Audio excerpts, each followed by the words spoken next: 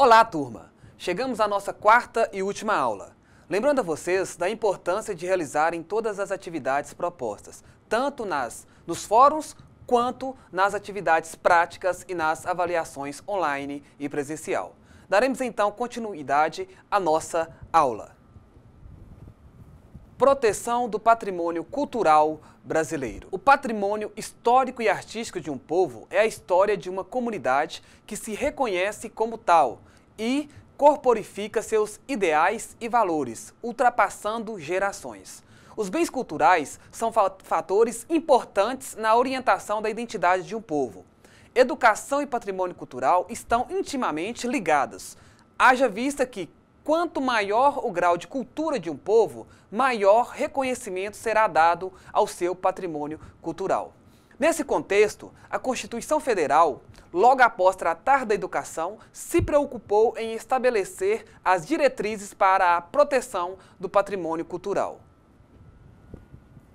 No artigo 216, diz que constituem patrimônio cultural brasileiro os bens de natureza material e imaterial, tomados individualmente ou em conjunto, portadores de referência à identidade, à ação, à memória dos diferentes grupos formadores da sociedade brasileira, nos quais se incluem, primeiro, as formas de expressão, segundo, os modos de criar, fazer e viver, terceiro, as criações científicas, artísticas e tecnológicas, quarto, as obras, objetos, documentos, edificações e demais espaços destinados às manifestações artístico-culturais. E quinto, os conjuntos urbanos e sítios de valor histórico, paisagístico, artístico, arqueológico, paleontológico, ecológico e científico. No parágrafo 1º diz que o poder público, com a colaboração da comunidade, promoverá e protegerá o patrimônio cultural brasileiro por meio de inventários, registros, vigilância, tombamento e desapropriação e de outras formas de acautelamento e também preservação. Entretanto, a proteção do patrimônio histórico-cultural não compete somente ao poder público. A sociedade também é chamada a colaborar. No parágrafo 1º do artigo 216 da Constituição Federal estão as normas de proteção do patrimônio histórico-cultural brasileiro. Inventários, registros, vigilância, tombamento, desapropriação, além de outras formas de acautelamento e preservação, como já dizemos. Inventário é o quê? E registros têm a finalidade de demonstrar que aquele patrimônio cultural é reconhecido como tal pelo poder público, o que não impede a degradação ou outro ato que o prejudique. Já a vigilância é o conjunto de atos que visa aguardar o patrimônio cultural, estando mais restrito a ações de policiamento e, inclusive, de conservação. O tombamento e desapropriação são declarados por lei e, não havendo acordo no caso da desapropriação, a questão poderá ser apreciada na esfera judicial. Outras formas de acautelamento e preservação, a mais conhecida, a mais utilizada, é a ação civil pública. O tombamento é o procedimento administrativo mediante o qual o poder público impõe ao proprietário particular ou público de bem de valor comprovadamente de interesse cultural, em geral, restrições administrativas, com vistas à sua preservação e proteção. Tem por finalidade conservar a coisa tida como de valor cultural, com as suas peculiaridades e características originais. Lembrando que o proprietário não perde a propriedade, apenas lhe é retirada o direito de transformá-la, demoli-la ou desnaturá-la da forma original. Inclusive, para repará-la, pintá-la ou restaurá-la, necessitará de autorização do Instituto de Patrimônio Histórico e Artístico Nacional. Em síntese, o cidadão consciente deve participar diretamente da preservação do patrimônio histórico e cultural de seu país, seja individualmente ou por meio de entidades destinadas a este fim. Preservação do meio ambiente. No artigo 225, diz que todos têm direito ao meio ambiente ecologicamente equilibrado, bem de uso comum do povo e essencial à sadia qualidade de vida, impondo-se ao poder público e à coletividade o dever de defendê-los e preservá-lo para as presentes e futuras gerações. Diante do dever do poder público e da coletividade de defender e preservar o meio ambiente, é assegurada a participação da sociedade civil na gestão ambiental, nos conselhos gestores criados nesse segmento, onde se exemplifica o Conselho Nacional de Meio Ambiente, que é o CONAMA, que é um órgão consultivo e deliberativo do Sistema Nacional do Meio Ambiente, o SISNAMA, instituído pela Lei nº 6.938 de 1981, que dispõe sobre a Política Nacional do Meio Ambiente. Tem-se, em âmbito municipal, o CODEMA, que é o Conselho Municipal de Desenvolvimento do Meio Ambiente. Nele discute-se assuntos de interesse coletivo, onde sempre busca-se a proteção do espaço urbano no que tange à conservação do meio ambiente. Formação da criança e do adolescente. No artigo 227, diz que é dever da família, da sociedade e do Estado assegurar à criança e ao adolescente, com absoluta prioridade, o direito à vida, à saúde, à alimentação, à educação, ao lazer, à profissionalização, à cultura, à dignidade, ao respeito, à liberdade e à convivência familiar e comunitária, além de colocá-los a salvo de toda forma de negligência, discriminação, exploração, violência, crueldade e opressão. Diante desse dispositivo legal, o Estado promoverá programas de assistência integral à saúde da criança e do adolescente, admitida a participação de entidades não governamentais e obedecendo os seguintes preceitos. Primeiro, aplicação de percentual dos recursos públicos destinados à saúde na assistência materno-infantil. Segundo, criação de programas de preservação e atendimento especializado para os portadores de deficiência física, sensorial ou mental, bem como de integração social do adolescente portador de deficiência, mediante o treinamento para o trabalho e a convivência e a facilitação do acesso aos bens e serviços coletivos, com a eliminação de preconceitos e obstáculos arquitetônicos. Para assegurar a proteção integral à criança, ou seja, do 0 aos 12 anos incompletos, e ao adolescente de 12 a 18 anos incompletos, foi promulgada a Lei nº 8.069 de 1990, ou seja, o Estatuto da Criança e do Adolescente, o famoso ECA, que dispõe nos artigos 88, 131 e 132 sobre a participação popular nos órgãos encarregados pelo cumprimento dos direitos da criança e do adolescente. Artigo 88. São diretrizes da política de atendimento. Inciso 2º. Criação de conselhos municipais, estaduais e nacional dos direitos da criança e do adolescente, órgãos deliberativos e controladores das ações em todos os níveis, assegurada a participação popular por meio de organizações representativas, segundo leis federal, estaduais e municipais. Artigo 131. O Conselho Tutelar é órgão permanente e autônomo, não jurisdicional, encarregado pela sociedade de zelar pelo cumprimento dos direitos da criança e do adolescente, definidos nesta lei. E o artigo 132. Em cada município haverá, no mínimo, um conselho tutelar composto de 5 membros, escolhidos pela comunidade local para mandato de 3 anos, permitido uma recondução. O processo para a escolha dos membros do Conselho Tutelar será estabelecido em lei municipal e realizado sob a responsabilidade do Conselho Municipal dos Direitos da Criança e do Adolescente, o CMDCA, e fiscalizado pelo Ministério Público. A Lei nº 8.242 de 1991 criou o Conselho Nacional dos Direitos da Criança e do Adolescente, o CONANDA, que tem, entre outras, a competência de elaborar as normas gerais da Política Nacional de Atendimento dos Direitos da Criança e do Adolescente, fiscalizando as ações de execução, apoiar os conselhos estaduais e municipais dos direitos da criança e do adolescente, aos órgãos estaduais, municipais e entidades não governamentais para tornar efetivos os princípios, as diretrizes e os direitos estabelecidos no Estatuto da Criança e do Adolescente, e também gerir o Fundo Nacional para a Criança e o Adolescente. O Estatuto das Cidades.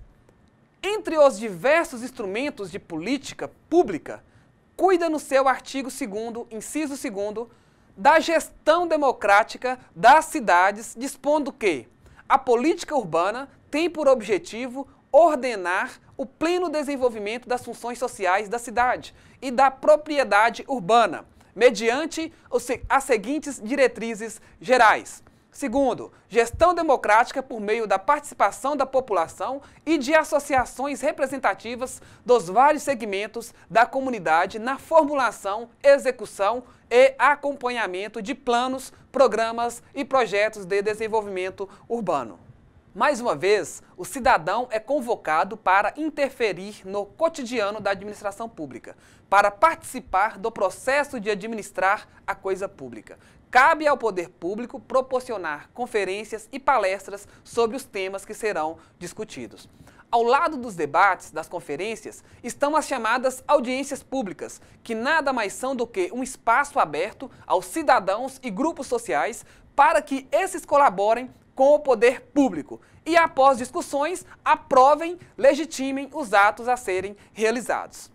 Cada vez mais, os indivíduos são chamados a participar de audiências públicas sobre temas orçamentários, urbanísticos, segurança, saúde, educação e tantos outros. Essas audiências têm por objetivo o aperfeiçoamento da gestão pública, buscando um entrosamento entre a sociedade ou as necessidades da população e a disponibilidade financeira da administração pública. No Estatuto das Cidades, há um capítulo específico que versa sobre a gestão democrática da cidade. Artigo 43 diz que, para garantir a gestão democrática da cidade, deverão ser utilizados, entre outros, os seguintes instrumentos. Primeiro, órgãos colegiados de política urbana nos níveis nacional, estadual e municipal. Segundo, debates, audiências e consultas públicas. Terceiro, conferências sobre assuntos de interesse urbano nos níveis nacional, estadual e municipal. Quarto, iniciativa popular de projeto de lei e de planos, programas e projetos de desenvolvimento urbano. No artigo 44 do Estatuto das Cidades, diz que, no âmbito municipal, a gestão orçamentária participativa incluirá a realização de debates, audiências e consultas públicas sobre as propostas do plano plurianual, da Lei de Diretrizes Orçamentárias e do Orçamento Anual, como condição obrigatória para sua aprovação pela Câmara Municipal. A essência da democracia está na promoção de debates, audiências públicas e consultas ao povo. O povo deve ser chamado a falar, opinar e decidir. Devem existir também conferências sobre os assuntos de interesse urbano, isto é, deve-se promover o encontro de técnicos e especialistas no assunto que está em questão. Especialistas da área devem ser ouvidos e também pessoas que têm experiência no assunto, os quais poderão e muito contribuir na tomada de decisão. No artigo 44, identifica-se uma previsão muito importante, talvez a mais, haja vista que descreve ser imprescindível a participação popular na aprovação dos instrumentos orçamentários públicos, isto é, Lei Orçamentária Anual, Lei de Diretrizes Orçamentárias e a Lei do Plano Plurianual. Nenhum desses documentos pode ser aprovado sem que sejam realizados debates, audiências e consultas públicas. Diante dessa previsão do Estatuto das Cidades, pode-se afirmar que a participação popular no orçamento é obrigatória, é requisito de validade do orçamento e que uma eventual ausência da opinião pública no processo de elaboração do orçamento pode acarretar a sua nulidade. Além da garantia da participação da comunidade nas leis orçamentárias, prevê o artigo 45 que a sociedade deve controlar os gastos públicos, fiscalizar se os seus clamores expostos nas audiências públicas e incluídos no orçamento público foram atendidos e ainda se foram atendidos com qualidade e eficiência. Com isso, não apenas os tribunais de contas irão exercer o controle dos gastos públicos, mas também a comunidade. Lei de Licitações e Contratos. A Constituição Federal determina que, ressalvados os casos especificados na legislação ordinária, a administração pública direta e indireta, ao contratar obras, serviços e compras, deverá se valer do procedimento licitatório. Para traçar as regras da licitação, foi promulgada a Lei 8.666, a famosa 8666, de 1993, que assegura em alguns dos seus artigos a participação do cidadão. No artigo 3º, no parágrafo 3º, diz que a licitação não será sigilosa, sendo públicos e acessíveis ao público os atos de seus procedimentos, salvo quando ao conteúdo das propostas até a respectiva abertura. Nesse dispositivo está assegurado o princípio da publicidade. Tem por objetivo dar transparência aos atos do poder público. Assim, qualquer licitante ou cidadão tem acesso aos atos praticados no processo licitatório. A exceção é quando no conteúdo da proposta, em face da garantia da competitividade. Todavia, uma vez aberta as propostas, o seu conteúdo torna-se público. Segundo o artigo 4º, todos quantos participem de licitação promovida pelos órgãos ou entidades a que se refere o artigo 1º têm o direito público subjetivo à fiel observância do pertinente procedimento estabelecido nesta lei, podendo qualquer cidadão acompanhar o seu desenvolvimento desde que não interfira de modo a perturbar ou impedir a realização dos trabalhos. O artigo 7º, no parágrafo 8º, reza que qualquer cidadão pode requerer à administração pública os quantitativos das obras e preços unitários de determinada obra executada. Aqui está um exemplo típico do direito à obtenção de informações previsto no artigo 5º, inciso 33 da Constituição Federal, onde todos têm direito a receber dos órgãos públicos informações de interesse coletivo ou geral. Encontrando irregularidades, o cidadão poderá impugnar o edital ou ainda, se a licitação já estiver concluída, inclusive com a entrega do objeto, poderá propor uma ação popular. O artigo 41, parágrafo 1º, diz que qualquer cidadão é parte legítima para impugnar edital de licitação por irregularidade na aplicação dessa lei, devendo protocolar o pedido até 5 dias úteis antes da data fixada para a abertura dos envelopes de habilitação, devendo a administração julgar e responder à impugnação em até 3 dias úteis. No artigo 63, diz que é permitido a qualquer licitante o conhecimento dos termos do contrato e do respectivo processo licitatório, e a qualquer interessado a obtenção de cópia autenticada, mediante o pagamento dos emolumentos devidos. Lei de Responsabilidade Fiscal. A Lei de Responsabilidade na Gestão Fiscal, a Lei Complementar 101 de 2000, reúne num único veículo normativo regras de planejamento, orçamento, receita, despesa, dívida pública e endividamento. Tem como objetivo aprimorar a responsabilidade na gestão fiscal por meio de ações planejadas e transparentes. A gestão fiscal responsável deverá ocorrer mediante cuidadoso planejamento, cuja execução busca o equilíbrio das contas públicas, gastar só o que arrecada. A prevenção de riscos, ou seja, prever no planejamento alguns riscos como greve, sentença judicial que determine aumento salarial, pagamento de indenizações e outras. Também a correção dos desvios verificados em sua execução, medida previamente estabelecida, o cumprimento das metas propostas, gastar conforme as metas e, principalmente, a transparência de todos os atos da administração. Não só publicar no Diário Oficial, mas disponibilizar à população todos os atos administrativos realizados. É uma lei dirigida aos entes políticos, União, Estado, Distrito Federal e também municípios. Aos três poderes, o Executivo, o Legislativo e também o Judiciário. A todos os órgãos da administração direta e indireta, autarquias, fundações, empresas públicas, a todas as estatais que recebem dos órgãos públicos recursos financeiros para custeio, ao Ministério Público e também ao Tribunal de Contas.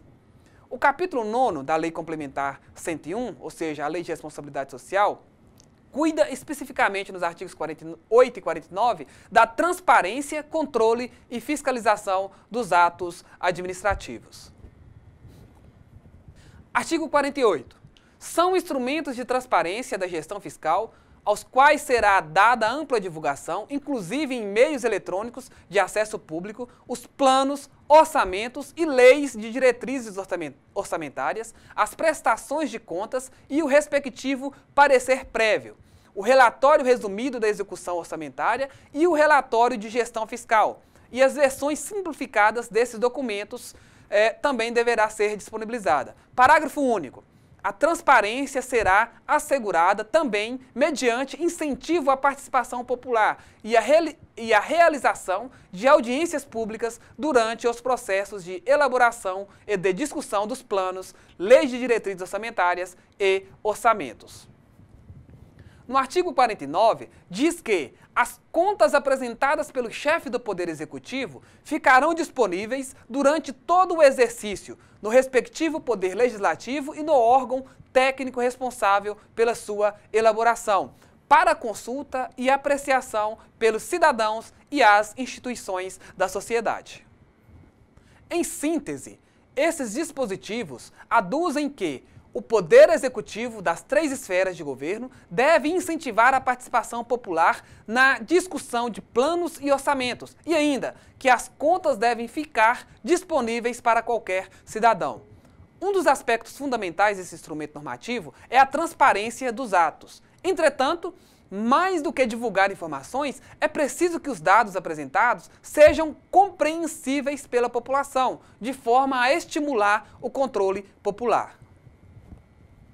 Notificação quando do recebimento de recursos públicos. Olha, a Lei Federal número 9.425 de 1997 determina que as câmaras municipais sejam obrigatoriamente notificadas da liberação de recursos federais para os respectivos municípios. No artigo 1º, diz que os órgãos e entidades da administração federal direta e as autarquias, fundações públicas, empresas públicas e sociedades de economia mista federais notificarão as respectivas câmaras municipais da liberação de recursos financeiros que tenham efetuado a qualquer título para os municípios, no prazo de 2 dias úteis contado da data da liberação. Já no artigo 2º, reza que a prefeitura do município beneficiário da liberação dos recursos, de que trata o artigo 1º desta lei, notificará os partidos políticos, os sindicatos de trabalhadores e as entidades empresariais, com sede no município, da respectiva liberação, no prazo também de 2 dias úteis, contado da data de recebimento dos recursos. Por fim, no artigo 3º, diz que as câmaras municipais representarão ao Tribunal de Contas da União o descumprimento do estabelecido nesta lei. Ministério Público. O Ministério Público recebeu na Constituição Federal de 1988 uma autonomia especial que lhe permite proteger, fiscalizar a obediência à lei, acompanhar o respeito aos direitos fundamentais da pessoa, o patrimônio público, histórico, o meio ambiente, o respeito aos direitos humanos e também outros. Para exercer sua função de forma adequada e satisfatória, o Ministério Público não está vinculado ao Poder Executivo, ao Legislativo e ao Judiciário. Isso porque a sua função preponderante é a de fiscalização, é a proteção da democracia e dos direitos fundamentais. Em síntese, ele é o fiscal da lei. Alguns afirmam que o Ministério Público é o quarto poder. A Constituição Federal, por sua vez, lhe concedeu autonomia funcional de caráter especial. De acordo com o artigo 127 da Constituição Federal, o Ministério Público é instituição permanente essencial à função jurisdicional do Estado, incumbindo-lhe a defesa da ordem jurídica, do regime democrático e dos interesses sociais e individuais indisponíveis. São princípios institucionais do Ministério Público a unidade, a indivisibilidade e a independência funcional. Das funções institucionais do Ministério Público, previstas no artigo 129 da Constituição Federal, destaca-se: primeiro, zelar pelo efetivo respeito dos poderes públicos e dos serviços de relevância pública aos direitos assegurados nesta Constituição, promovendo as medidas necessárias à sua garantia. Segundo, promover o inquérito civil e a ação civil pública para a proteção do patrimônio público e social, do meio ambiente e de outros interesses difusos e coletivos. Entre as suas principais atuações estão as proposituras de ação civil pública e a ação de improbidade administrativa.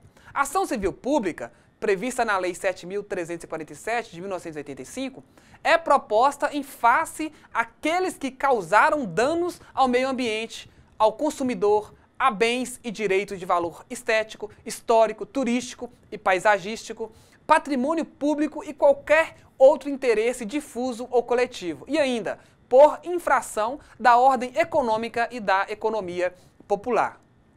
Já a ação de improbidade administrativa, prevista na Lei nº 8.429 de 1992, é proposta em face àqueles agentes públicos que cometem atos de enriquecimento ilícito, atos que causam prejuízo ao dinheiro público e atos que atacam contra os princípios da administração pública. Exemplo típico é o mau uso das verbas públicas. Nos termos do artigo 14 da citada legislação, qualquer pessoa poderá representar a autoridade administrativa competente para que seja instaurada investigação destinada a apurar a prática de ato de improbidade. Obstáculos para a efetiva participação popular. O primeiro, e talvez o mais incidente, é a falta de consciência cívica da população.